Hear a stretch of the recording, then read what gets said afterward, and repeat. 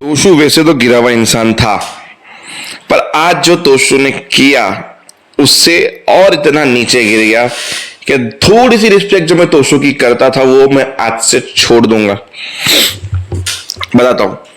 देखो, एपिसोड का एंड तो वही था, अनुपमा की जर्नी दिखाई जाएगी कि अमेरिका में कैसे आई, उसने कैसे मुश्किलों का सामना किया, कैसे संघर्ष किया, कैसे ठट के सामना किया, फिर ये मास्टर शेफ जीती, अब इससे बनेगी, अब बिजनेस वूमन रेस्टोरेंट खरीदेगी और 7 लोगों को वापस बुलाएगी और स्पाइसीज और चटनी वापस से शुरू होगा।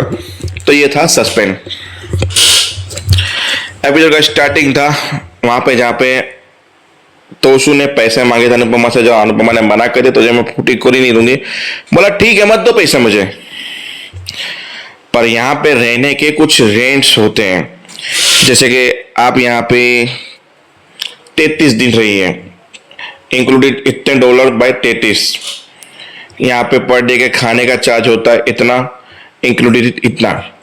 फिर आपने एक बार ब्रश मंगवाया था, आपकी चाय 4 बार होती है, कॉफी पीते हो आप, ब्रेकफास्ट करते हो, ब्रेकफास्ट का अलग, लंच का अलग, डिनर का अलग, कपड़े यहाँ पे जो धोने के, मशीन के, पाउडर के, ये वो, खाना पीना, लमसम इतनी पूरी लिस्ट तो उसने बना के रखी थी विद डॉलर के साथ लिख के कि अभी तक आप जो यहाँ पे रही हो और हमने जो आपके ऊपर खर्चा किया है उसके बनते हैं इतने डॉलर, तो मुझे वही लौटा दीजिए बस, नहीं चाहिए किसी का एहसान।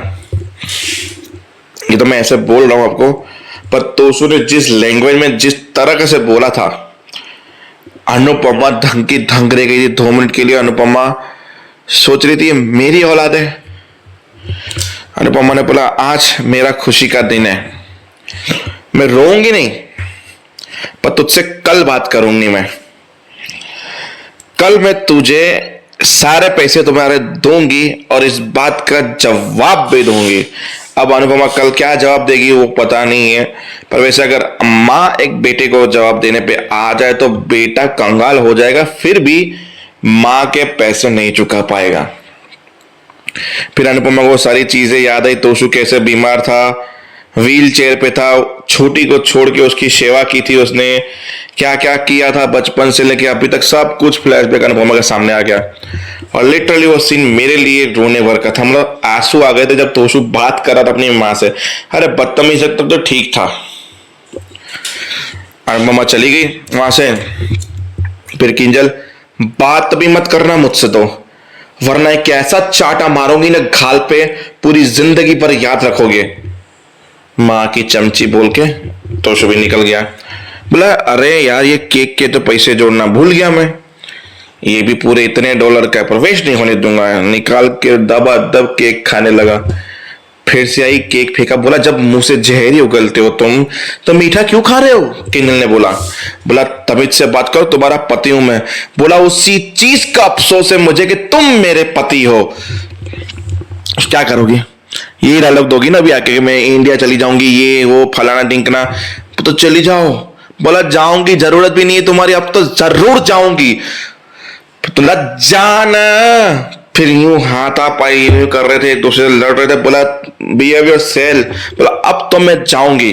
फिर इतने में परी सुन लेती है। बोला मुझे दोनों ही चाहिए, मुझे अंश की तरह सिंगल पेरेंट्स नहीं चाहिए, मुझे दोनों ही चाहिए, पापा मम्मी दोनों ही चाहिए, इसलिए प्लीज ऐसे लड़ना बंद करो। अब बच्ची के ऊपर भी असर हो रहा था, वो दोनों शांत हो गए। फिर अनुपमा बाहर गई रोते हुए, इमोशनल सब चीजें याद आ रही थी। फिर आया, फिर सेल्फी। बोला हाँ हाँ सेल्फी लो। फिर अनुपमा खुश हो गई, मेरी पहली सेल्फी ये वो। फिर पहुंची वहां अनुज के घर पे, जहां एक और कांड होगा। अनुज के घर पे पहुंची, अनुज ने स्वागत किया।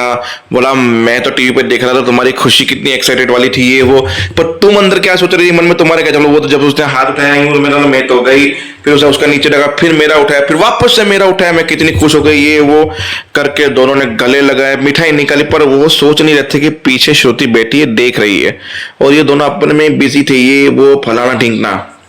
अब जैसे अनुपमा मिठाई खिलने की, बोला कांग्रेचुलेशन अनुपमा। फिर वो अनुज की मिठाई जाके श्रुति को खिलानी पड़ी।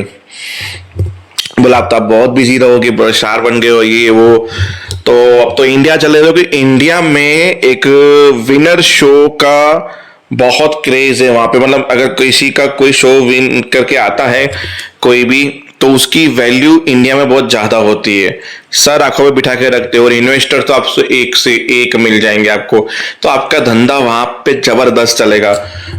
और यहाँ पे चिंता मत कीजिए, मैं मैनेज कर लूंगी, आद्या भी मैनेज कर लेगी, चिंता मत कीजिए आप। तो कब जा रही हैं आप इंडिया? फिर अनुज ने बोला कि तुम किसी की बातों पर ध्यान मत देना, तुम्हारी मर्जी है अनुपमा, तुम्हारा डिसीजन है, तुम्हें कब कैसे किस तरह से जाना है वो तुम्हारा है। हाँ, श्रुति ने बोला यस अनुज इज राइट। बोला फिलहाल में मैं यहीं रहूंगी, कहीं नहीं जाऊंगी, जब तक मेरी बेटी ठीक नहीं हो जाती तब तक। और अब अनुपमा फिलहाल में यहीं रहेगी, मैं जाऊं अभी। ऐसे करके वो चली गई। अब बाव और ये लोग खुश हो रहे थे। वनराज को रात को नींद नहीं आ रही थी। काव्या बोल रही थी अनुपमा को दिमाग से निकाल दो तो नींद अच्छी आएगी, कुछ जलन फील बंद कर दो, सोचना बंद। तुम्हारी बात हुई थी अनुपमा से? बोला ना मेरी तो कोई बात नहीं। वो तुम क्यों पूछ रहे हो? बोला मैं ऐसे ही पूछ रहा था। बोला चैन की नींद चाहिए तो जलन फील करना बंद कर दो। सुबह हुई, मीडिया वाले घर में घुस गए। बाप बोले पहले बता देते, मैं नई नई साड़ी पहन के बैठती, अब घर के कपड़ों में इंटरव्यू लोगे मेरा ये वो। तो बताइए आपको कैसी खुशी हो जाएगी? घर की बहू बेटी जो भी मानते हो आप, वो जीत गई, देश का नाम रोशन कर दिया, ये वो। बोला मैं तो गर्व ऐसे करती हूँ, मैंने उसको डायरी दी, ये ऐसे करके स्पीड में इतना सब बहाने बोल दिया। सीरियल वालों को भी उसको फॉरवर्ड करना पड़ा ऐसे करके। बाबूजी भी बोला अच्छा ये उस स्टूडियो में नहीं थी, वरना अनुपमा की ट्रॉफी भी ले लेती, बोलती है मेरी है, मेरी वजह से तुम्हें मिली है। अच्छी बात है ये वहां पे नहीं थी। फिर बोला लीला दूसरों को भी बोलने का मौका। तो फिर सीधे लोग बोलना के बाद तुम्हारे को कैसा खुशी हो रही है, आपकी एक्स बीबी ने इतना नाम रोशन किया, आपने तो उनके हाथों का 26 साल तक खाना खाया वगैरह वगैरह। बोला हाँ ये वो अच्छी बात है, पर उसे हजम नहीं होती है सक्सेस। बस इस बार की सक्सेस वो हजम कर ले तो अच्छी बात है, ये वो।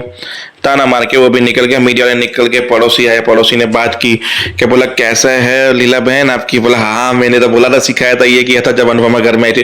बोला हाँ पता है, जब से अनुपमा घर पे आई थी शादी करके तो वो रसोई में बैठी होती थी, आप झूले पे बैठी होती थी, शायद आपने झूले पे बैठ के सिखाया होगा खाना उसको, है ना बा?